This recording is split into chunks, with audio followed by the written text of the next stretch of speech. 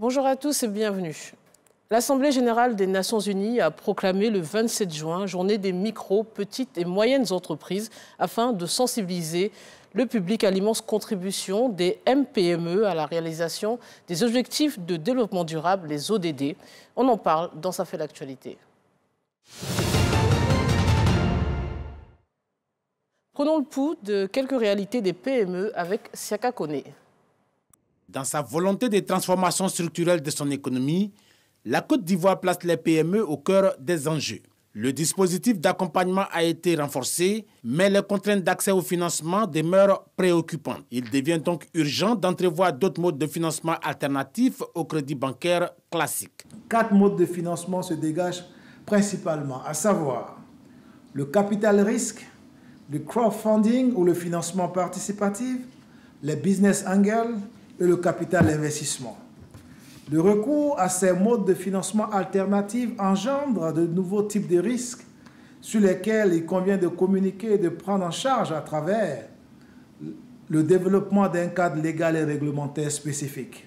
En vue de faire la promotion de ces instruments alternatifs, le gouvernement continuera à renforcer les initiatives à l'endroit des PME et des fêtiers. C'est ensemble, dans un dialogue permanent, inclusif et constructif, État, secteur privé et dans une synergie d'action cohérente et planifiée, que nous pourrons améliorer de façon significative la compétitivité des PME et les conditions de vie des Ivoiriennes et des Ivoiriens. J'encourage les organisations professionnelles et patronales, le secteur privé et les PME à s'orienter vers des modèles de financement innovants. En 2023, Côte d'Ivoire PME, une structure d'État, a accompagné 7316 PME, notamment sur le plan technique et managérial. Un récent rapport de la Banque africaine de développement montre que le nombre de petites et moyennes entreprises en Afrique a augmenté régulièrement ces dernières années. Mais qu'elles sont désormais confrontées à un nouveau défi, une augmentation des dépenses et une diminution des revenus. En Côte d'Ivoire, la loi définit la petite et moyenne entreprise comme toute entreprise productrice de biens et ou de services marchands qui emploie en permanence moins de 200 personnes et qui réalise un chiffre d'affaires annuel hors taxe n'excédant pas 1 milliard de francs CFA. Alors quel est le rôle de ces entreprises dans l'écosystème? Quelles sont leurs réalités? Pour en parler, je reçois M. Boni-Franck Michael, expert comptable, président de la filière accompagnement de la Confédération patronale unique des PME de Côte d'Ivoire. Bonjour. Bonjour. À vos côtés, Mme Anne-Gabrielle Adel Nipi, présidente du Women Business Club de la Confédération patronale unique des PME de Côte d'Ivoire, CPU, PME, CI. Bonjour, madame. Bonjour. Alors, je viens de donner sommairement une définition des PME en Côte d'Ivoire. Quelle est la définition de la PME plus largement? C'est par opposition aux grandes entreprises, aux multinationales, aux micros? Généralement, la PME est définie par rapport à 2 critères au niveau international. Voilà, par rapport aux critères de chiffre d'affaires, donc du revenu qu'elle est capable de réaliser, et puis du personnel qu'elle emploie. Donc ça, c'est les critères principaux sur lesquels on définit la PME. Et après, par rapport à ça, on classe les autres entreprises en tant qu'entreprises de taille intermédiaire, par rapport également au seuil qu'elles ne sont pas PME, et les grandes entreprises qui sont au-delà d'un certain seuil également. D'accord. Donc, les revenus et le nombre de personnels embauchés. Donc, et en Côte d'Ivoire, quel est le statut juridique des PME? Concernant le statut juridique, il n'y a pas un statut juridique spécifique pour les PME. Voilà, il y a l'acte uniforme qui organise tout ce qui est procédure autour des sociétés commerciales et des groupements d'intérêt économique, et donne la latitude aux entreprises ou aux promoteurs d'entreprises ou aux entrepreneurs de choisir la forme juridique qu'elle veut. Donc, elle peut être une entreprise individuelle. Donc, c'est-à-dire, l'entreprise est créée au nom de la personne physique directement. C'est quoi, c'est l'entrepreneuriat? Qu'on peut dire, comment on appelle ça, auto-entrepreneur ou entreprenant. Voilà. Mais avec une forme entreprise individuelle qui est vraiment au nom de la personne. Voilà, comme un commerçant et autres qui est enregistré directement à son nom. Et il y a toutes les autres formes sociétales qui peuvent passer de la société en nom collectif à la SARL, ou à la société anonyme, ou à la SAS, ou à un groupement GIE, ou à une société même coopérative. D'accord, donc il y a plusieurs... Il y a plusieurs formes juridiques. Il y a plusieurs formes juridiques. Vous êtes présidente du Women Business Club de la Confédération donc, patronale unique des PME de Côte d'Ivoire. Pourquoi avoir mis ensemble, regroupé les femmes? Pourquoi la question du genre est importante? Il y a des disparités de traitement entre les femmes et les hommes? Oui, quelque peu. Mais je vais répondre un peu par rapport à ce qu'il a dit, par rapport au PME. Mais moi, je vais faire simple. Je dis, quand vous sortez le matin, que vous êtes bien habillé, pour que vous soyez bien mise, il faut un tailleur. Le tailleur, c'est PME. Quand je vais prendre mon petit déjeuner, j'ai besoin de pain. Je vais à la boulangerie, PME. Et le médecin, en clinique, le pharmacien, vraiment, pour faire des petites emplettes dans le petit supermarché à côté, c'est des PME. Donc, pour dire que les PME, la définition est assez large. Maintenant, par rapport aux femmes, effectivement, il faut reconnaître qu'il y a, je dirais, un petit problème avec les femmes. Les femmes ont plus de problèmes que les hommes par rapport à l'accès au marché, par rapport également au financement. Et donc... et quelles difficultés elles rencontrent que les hommes ne rencontreraient pas? Les difficultés, écoutez, on n'a pas besoin d'expliquer. Quand un homme et une femme se présentent à une banque, par exemple, pour... un crédit, un prêt? Un crédit, mais d'emblée, ils font plus confiance. Bon, je ne sais pas pourquoi, mais ils font plus confiance aux hommes qu'aux femmes. Et on ne sait pas pourquoi, mais ce qui est sûr, les femmes sont en train de démontrer qu'elles méritent qu'on leur fasse confiance. Et ça se voit partout d'ailleurs. Elles excellent dans presque tous les domaines. Une autre difficulté dont vous parliez, concerne les femmes peut-être dans le vivrier et autres. Ils ont les problèmes que rencontrent des femmes, notamment dans la zone rurale, c'est l'accès à la terre. L'accès à la terre. Donc c'est ce type de difficulté que je voulais que nous décriviez. Voilà, c'est quoi les difficultés concrètement aussi. Les femmes ont difficilement l'accès à la terre. Pourquoi? Parce que de manière empirique, comme on dit, dans les contrées, dans le milieu rural plutôt, je ne sais pas s'il faut dire la tradition. C'est quoi, le droit coutumier? Les droits coutumiers font que, en général, les femmes n'ont pas droit à la terre. On ne sait pas pourquoi.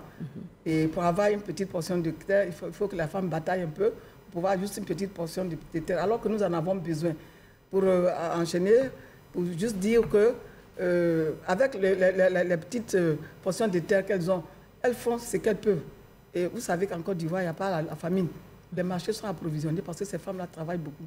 C'est justement pour ça que je vous embrasse les pas déjà, pour dire que les femmes ont besoin de terres arables pour pouvoir cultiver. Nous voulons relever le défi de l'autosuffisance alimentaire.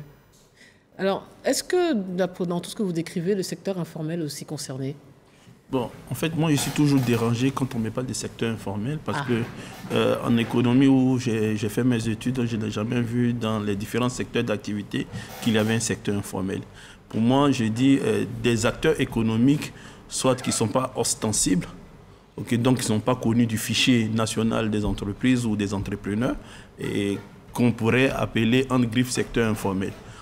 Aujourd'hui, en Côte d'Ivoire, 90% des acteurs économiques sont des PME, soit et majoritairement en forme individuelle. Donc la petite vendeuse d'articles que vous allez retrouver, c'est une PME. On dirait une TPO, une micro-entreprise. La seule différence, c'est que dans un fichier normal, on ne pourrait pas la trouver là-bas, en fait.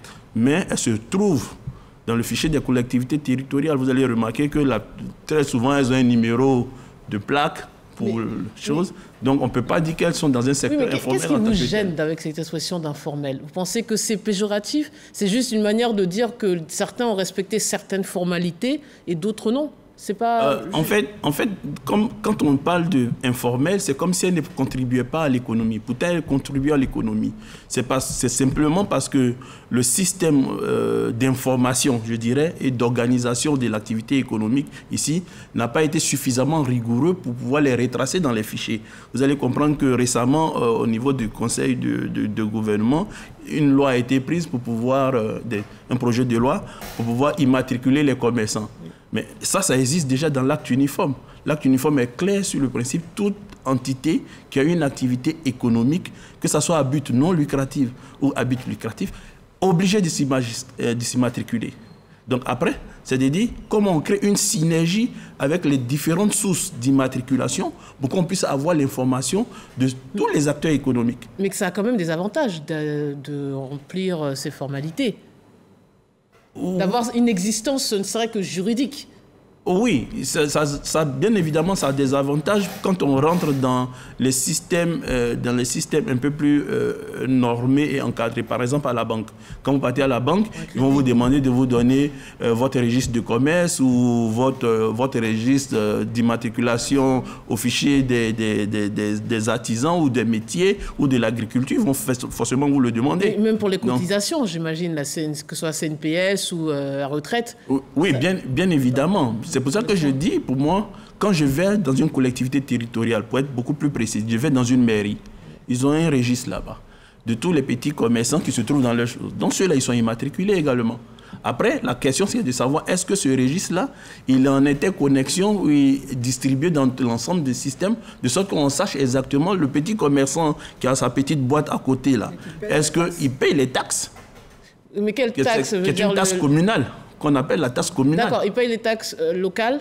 Oui, il paye la taxe locale si son activité... C'est ce qu'on reproche au côté informel, c'est de ne pas payer d'impôts. Mais maintenant, les impôts, il y a les taxes, les taxes, les TVA. En fait, ce qu'il faut comprendre, c'est que, comme je le dis, la PME locale, c'est elle qui contribue à l'essor de l'économie ivoirienne. Et donc, après le régime fiscal et... comme on appelle ça, ce sont deux choses différentes. Okay. Une PME, elle existe. Elle peut être à la taxe communale, c'est son régime fiscal.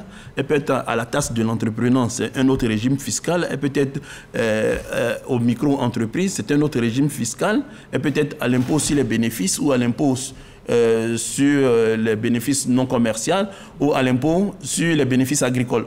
Tout ça, c'est un régime. Donc, quand on me dit que parce qu'elle est dans un secteur informel, et qu'elle ne paye rien, c'est faux, en fait, puisqu'elle paye à la taxe communale. Donc, à vous écouter, finalement, c'est l'organisation étatique, en tout cas, qui est défaillante. C'est pas... puisque les gens ne veulent pas s'enregistrer. C'est pas eux qui ne respectent pas les démarches. Vous pensez qu'il n'y a pas suffisamment de cohérence, de coordination envers les entités nationales ou les collectivités locales? Je pense qu'il n'y a pas de synergie entre les différents systèmes d'information. Est-ce que vous voyez? C'est juste le problème. S'il y a une vraie synergie entre les différents systèmes d'information, qu'on arrive à alimenter le fichier national des entités économiques, en ce moment-là, on saura exactement quelle est la capacité de l'État. D'accord. Alors, plus largement, quelles sont les difficultés rencontrées par les PME actuellement? Tout à l'heure, vous parlez de prêts, de banques. Là, hommes comme femmes confondus, c'est quoi les difficultés? C'est quoi les réalités? Comme on vient de le dire, c'est surtout avoir l'accès au marché. Et la difficulté, moi, je pense qu'il faudrait que l'État fasse confiance aux PME que nous sommes, voilà, aux PME locales. Voilà. Vous savez, un État qui est prospère, voilà, quand un État est prospère, c'est parce que les PME locales sont prospères.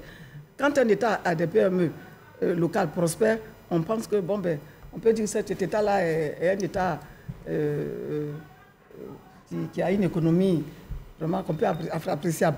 Mais quand les PME locales, puisque quand l'économie d'un pays repose sur des PME qui ne sont pas locales, franchement, il y a un petit problème. C'est pour ça que nous demandons que l'État fasse confiance aux PME locales. Mais là, vous parlez d'économie pas locale, c'est quoi? En fait, on voudrait savoir quelle est votre relation avec ces multinationales. Je crois qu'en Côte d'Ivoire, c'est elles qui absorbent la majorité, une grande partie de l'économie, contrairement aux PME. C'est quoi vos relations? Vous êtes des sous-traitants Non, on n'a pas de relation. Hein. Avec les multinationales? Il n'y a pas d'entreprise de sous-traitance avec les PME? Je ne connais pas.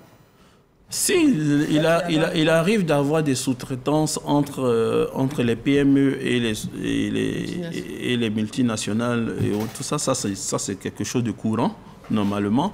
Après, maintenant, la question qui se pose, c'est de savoir quelle est la nature des PME avec lesquelles elles travaillent. Nous avons 95% des entreprises qui sont des PME en Côte d'Ivoire. Comme je viens de le définir là, vous comprendrez avec moi qu'un menuisier qui fait son activité dans son petit coin quelque part là-bas, et si la CIE a besoin de tout ce qui est menuiserie et autres, tout ça, elle ne va pas aller le voir. Hein. Pourtant, ce menuisier, il a toute l'expertise. Voilà. Qui sera privilégié à vous écouter? Mais, principalement, ça va être entre griffes, soit des grosses PME ou bien des ETI, des entreprises à taille intermédiaire, soit locales qui ont une certaine envergure, ou bien même qui sont des PME qui existent sur le droit ivoirien, mais qui sont liées beaucoup plus à l'étranger, en fait, parce qu'il en existe. Mais est-ce que c'est anormal comme attitude? Est-ce que les PME sont suffisamment, je veux dire, parfois à la hauteur en termes peut-être même de rendement, en termes de qualitatif? Est-ce qu'elles ont les épaules suffisamment solides pour répondre parfois à des commandes peut-être un peu pointues, en fait, spécifiques? Je ne peux pas dire que c'est une anormalité. Okay.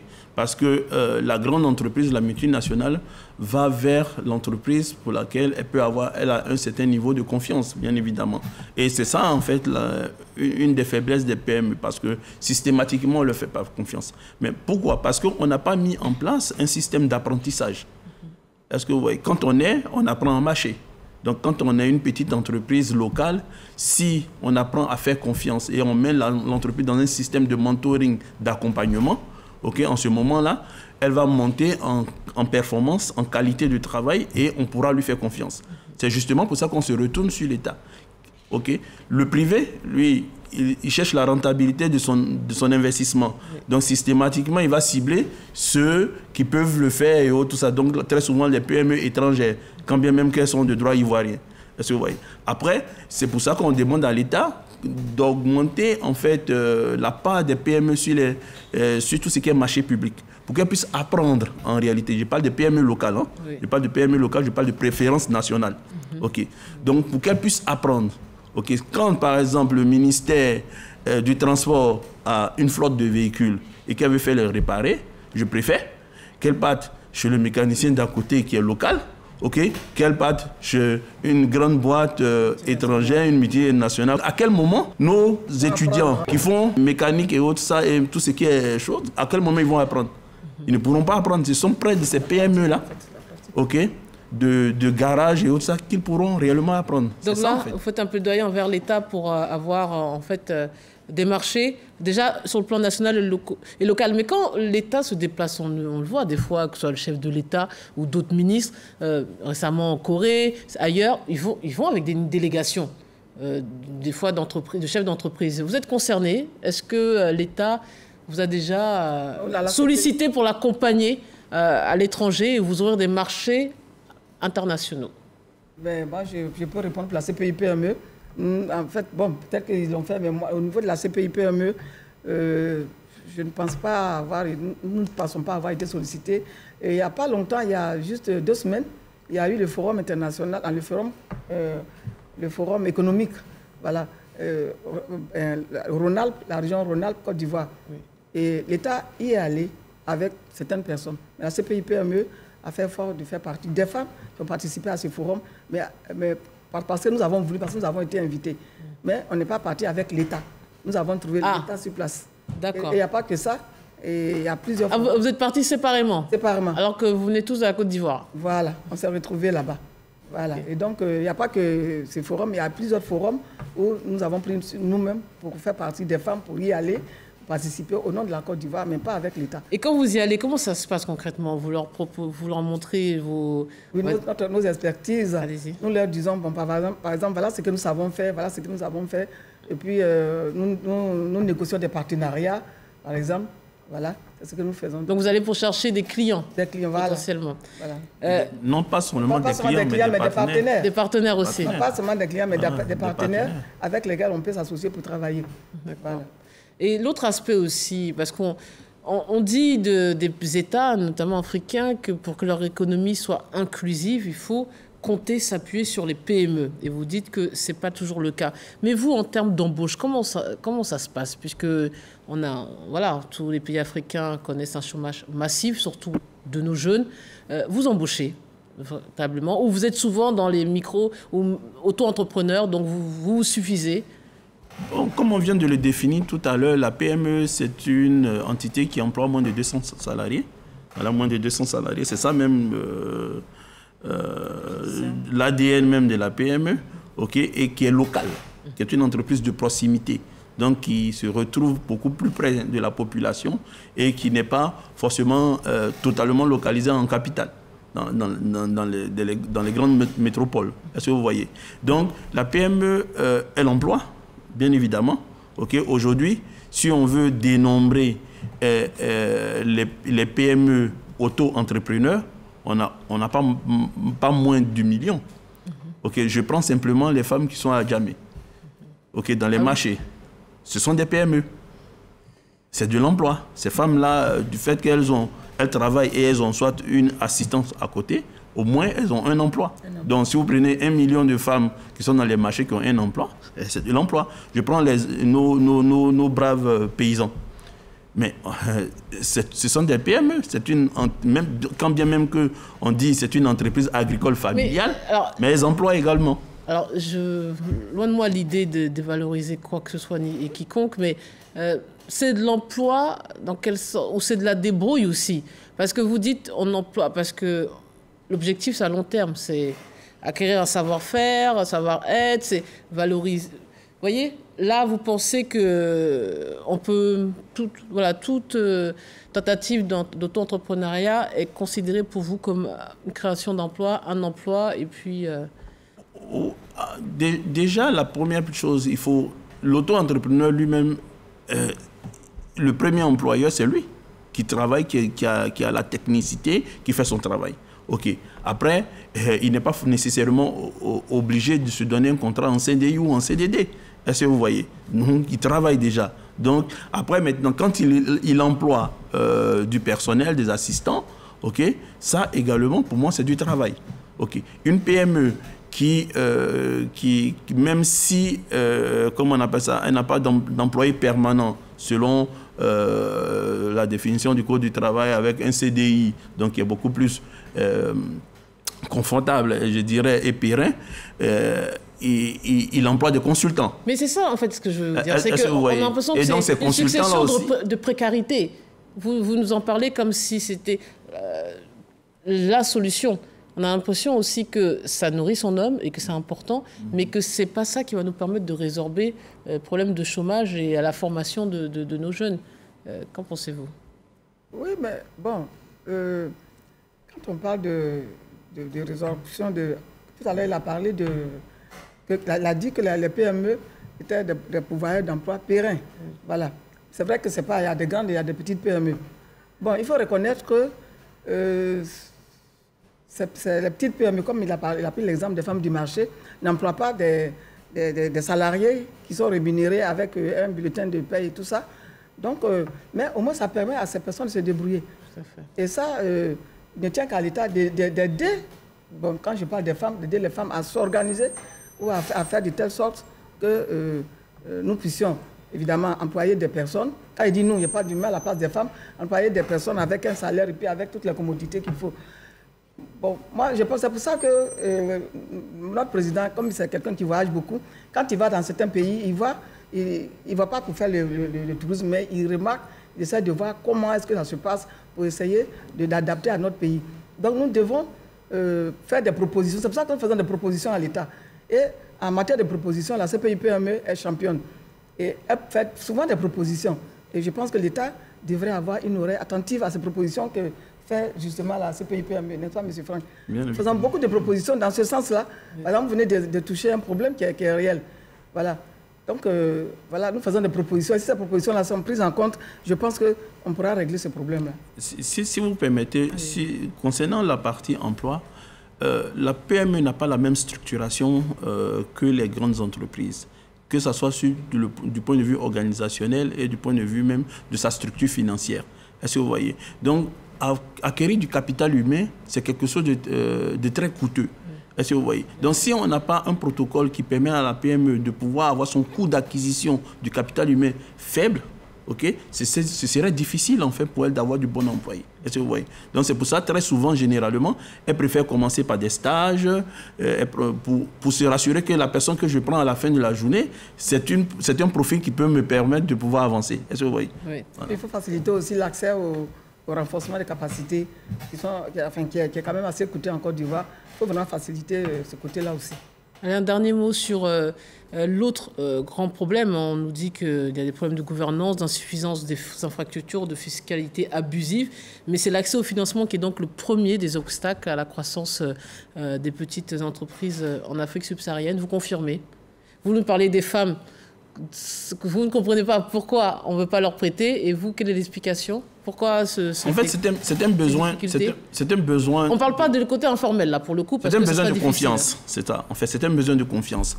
Et la plupart des banques ici locales n'ont pas forcément leur tour de table appartenant aux Ivoiriens. Pas forcément. Voilà. Donc, il faut avoir une vraie vision d'avoir une banque locale dont le tour de table, quand je dis le tour de table, le capital est détenu par des locaux qui veulent vraiment accompagner la PME. Et puis, la PME, c'est une matière tout entière qu'il faut connaître. Or, les banques n'ont pas suffisamment de temps pour apprendre à connaître ces PME-là avec les divergences, en fait, je dirais, les diversités de risques qu'on peut avoir et diversité d'activités. Est-ce que vous voyez? Et souvent, c'est trop coûteux pour elles pour aller sur ce marché-là. Donc, ça fait que le financement est un peu compliqué. Et après aussi, il y a la fiabilité de l'information. Si on n'a pas une information fiable, ce serait difficile, en fait, de financer quelque chose pour lequel on ne maîtrise pas l'information. Alors, je voulais rebondir sur ce qu'il a dit pour dire qu'il n'y a pas longtemps, en son temps plutôt, le président Diomandé a fait la proposition que l'État cède la BCC au PME. La BCC est même Confréville.